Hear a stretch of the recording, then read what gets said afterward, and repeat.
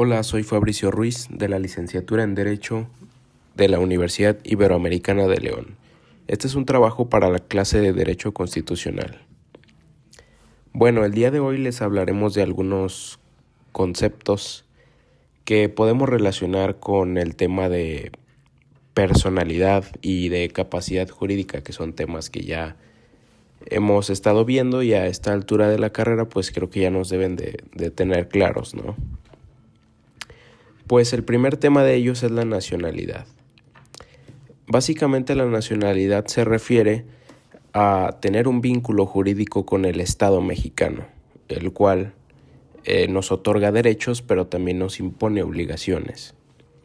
A continuación mostraré algunos artículos. El artículo 30, por ejemplo, nos establece que son mexicanos por nacimiento los que nazcan en el territorio nacional, independientemente de la nacionalidad de sus padres, o los que nazcan en el extranjero pero de padres mexicanos. Por su parte, el artículo 32 regula la nacionalidad por naturalización, que se adquiere mediante un proceso legal. Después tenemos el concepto de ciudadanía.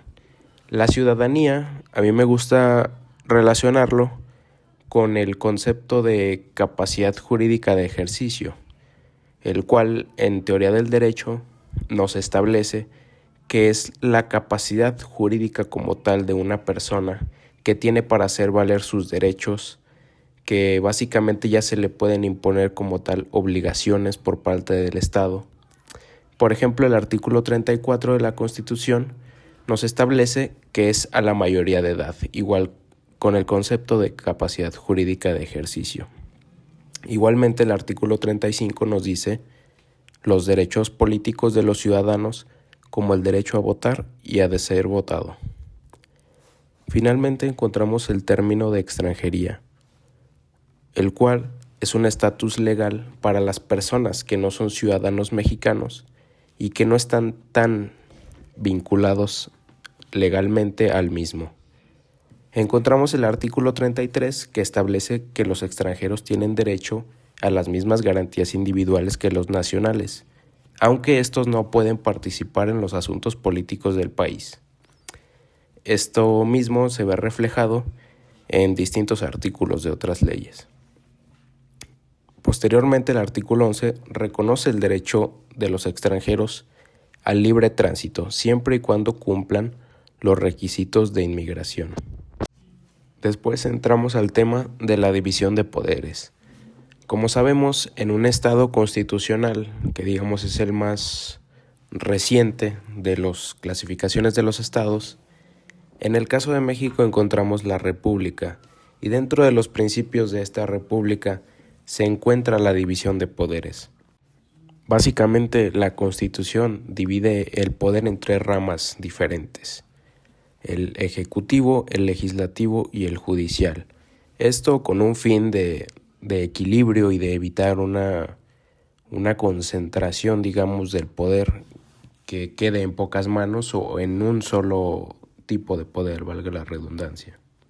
Anexando a este tema podemos mencionar que hay distintos niveles de gobierno para estos tres poderes, porque hay un poder ejecutivo federal, uno estatal y uno municipal, igualmente para el judicial y para el legislativo.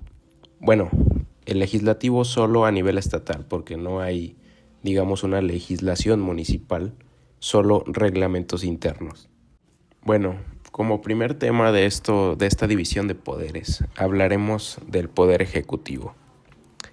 Como sabemos, el poder ejecutivo a grandes rasgos es el llevar las riendas del país, digamos, tomar decisiones estratégicas desde la política interior así como la exterior, ya que algunas de las facultades del presidente de la República es ser el jefe de Estado y de gobierno, ¿no?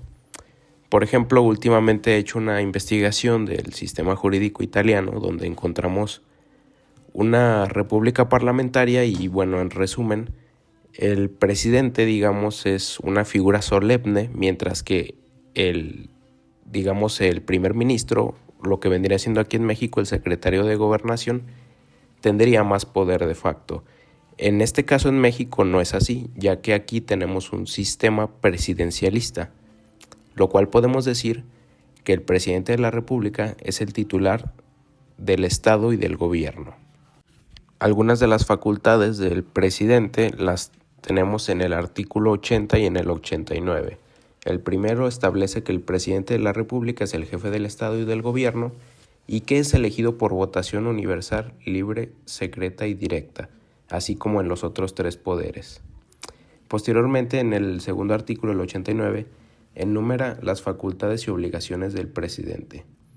Como una de ellas es que es el comandante supremo de las Fuerzas Armadas.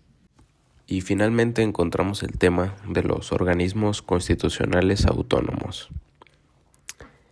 Básicamente, como su nombre lo indica, son organismos que no son subordinados a los otros dos poderes y esto garantiza que tengan una independencia y igualmente ayudan a mantener la unidad y el equilibrio de la gobernabilidad y del Estado.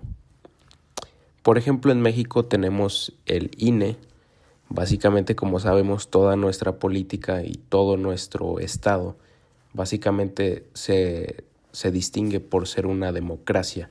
Entonces, el hecho de que haya un organismo que se encargue de verificar que estos procesos electorales sean totalmente transparentes es algo muy importante.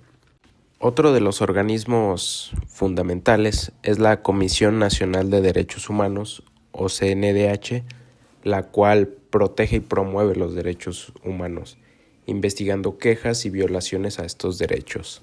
Como sabemos, nuestra misma Constitución reconoce esos derechos en los primeros artículos de la misma, en donde igualmente reconoce derechos de tratados internacionales. El Instituto Nacional Electoral está regulado en el artículo 41, párrafo segundo, el de la CNDH en el artículo 102, apartado B, entre otros como el Banco de México, artículo 28, Instituto Federal de Comunicaciones, igual artículo 28, al igual que el de la Comisión Federal de Competencia Económica. Las fuentes de este trabajo fueron la Constitución Política de los Estados Unidos Mexicanos, la página del Diccionario Jurídico en los conceptos de capacidad jurídica y capacidad jurídica de ejercicio, así como de personalidad jurídica, y finalmente la obra Órganos Constitucionales Autónomos por Filiberto Ugalde, de la página del Consejo de la Judicatura Federal. Gracias.